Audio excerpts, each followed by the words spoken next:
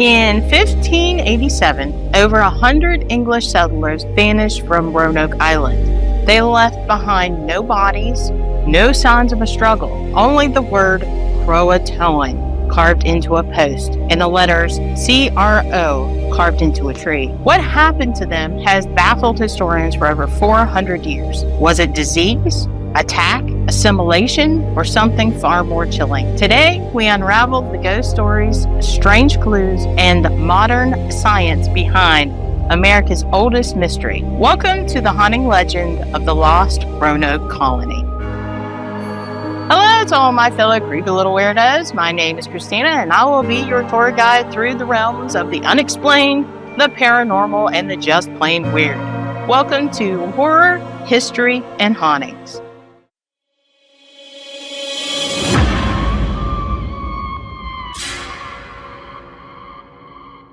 The year was 1587. The air along the coast of the New World was thick with salt and promise. British ships, weather-worn and creaking, dropped anchor off the shores of Roanoke Island, an isolated patch of land nestled in what is now North Carolina. From the decks, over 100 men, women, and children disembarked, their boots sinking into the marshy earth as they gazed at their untamed new home. These were no mere soldiers or explorers.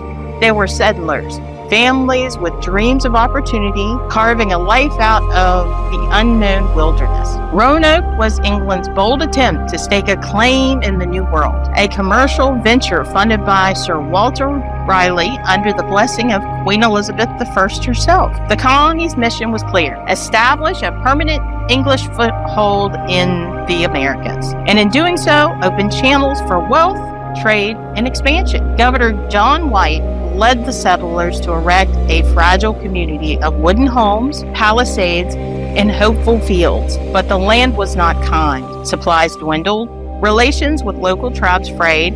The settlers pleaded for more resources, and in the summer of 1587, White sailed back to England to seek help, leaving behind his daughter, his infant granddaughter Virginia Dare, and over 100 colonists who waited for his return. He was unable to come back for 3 years. Storms, war with Spain, and the bureaucratic delays plagued his journey. When White finally returned to Roanoke in 1590, he found nothing. No smoke, no signs of a struggle. The colony had vanished. The homes were dismantled. The livestock was gone. There were no graves, no bodies, only a single word carved roughly into a post: Croatoan. Was it a clue?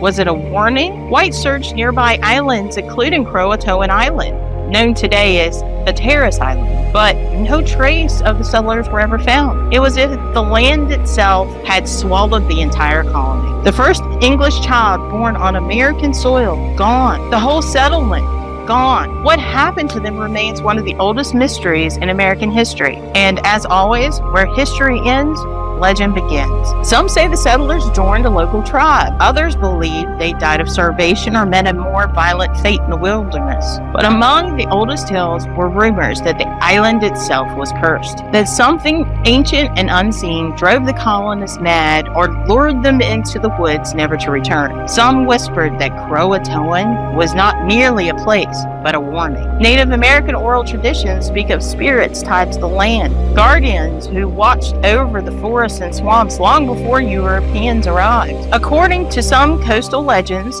there was a powerful entity known by many names: a shapeshifter, a protector, or a punisher, who could cause storms, confuse paths, and even twist the minds of those who disrespected the land. Could the settlers have angered something ancient, something unseen? Fishermen to this day speak of strange lights hovering over the waters near Roanoke Island, vanishing if pursued. Campers on the island have reported ghostly figures in 16th century clothing drifting silently between the trees at dusk. Some claim to have heard distant weeping from the marshes, or the lullabies of a woman with no face calling out the name Virginia. Even more unsettling are the accounts of an eerie presence that seem to follow those who speak too long of Roanoke. Historians, authors, and even actors portraying the colonists have reported a string of odd coincidences sicknesses, or disturbing dreams. Among the most enduring of these tales is the Croatoan curse. This so-called curse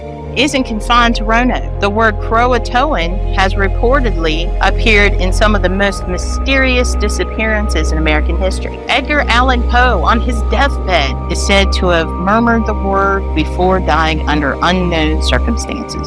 The famed horror writer Ambrose Bierce vanished without a trace, and the word Croatoan was allegedly found carved into his bed after he had disappeared. Even Amelia Earhart scribbled it in her journal before her disappearance. Centuries have passed since the last known footprints of the Roanoke colonists vanished into the soil of the young, untamed continent. But the mystery has never stopped calling. In recent decades, archaeologists have returned to Roanoke Island, armed not with muskets and prayer books, but this time with ground-penetrating radar and brushes. At sites like the long-abandoned Fort Riley, teams have uncovered clues buried beneath layers of time. Shards of broken pottery, rusted tools, the remnants of 16th century English living, but none of these fragments tells the whole story. Across the waters on Hatteras Island, once known as Croatoan Island, another trail emerged. Here, dig teams unearthed European artifacts intermingled with Native American relics, a hilt of a rapier, a copper ring, and writing slates used to teach English letters. Could this be the proof that the colonists joined the Croatoan people after all? Did they abandon their settlement not in terror, but in search of survival? Yet no documents, no artifacts, no skeletons have ever whispered a name. The faces of the lost colony remain faceless. Modern science has pushed further. Geneticists have launched DNA testing initiatives, sinking links between the modern descendants of coastal Native American tribes and families in England who trace their lineage back to the original colonists. The results have been inconclusive. Some similarities, some promising threads, but no definitive answers. Satellite imagery and digital terrain mapping have revealed subtle outlines of structures long swallowed by earth and vegetation, helping researchers reconstruct the landscape as it once was. With every scanned acre, the story sharpens, and yet the silence holds. Theories continue to swirl like the fog that rolls across the Outer Banks. Some scholars believe the colony split into smaller groups, some perishing in the wilderness, others blending into tribal communities. Others suspect a natural disaster or disease wiping them out quickly and completely. And there are still those who cling to the stranger's stories, the whispers of curses, of dark forces bound to the land, of disappearances that echo beyond time. Each year, new explorers walk the old paths. They shift through the dirt. They study weather patterns. They decode the myths. But the voices of the past do not yield easily. The story of Roanoke is not merely about what was lost, but about what continues to haunt us. Today, Roanoke Island is quiet, its pine trees rising like sentinels over centuries of questions. The wind rustles through the reeds, just as it did in 1587, and the waves still lap against the shore as if nothing had changed.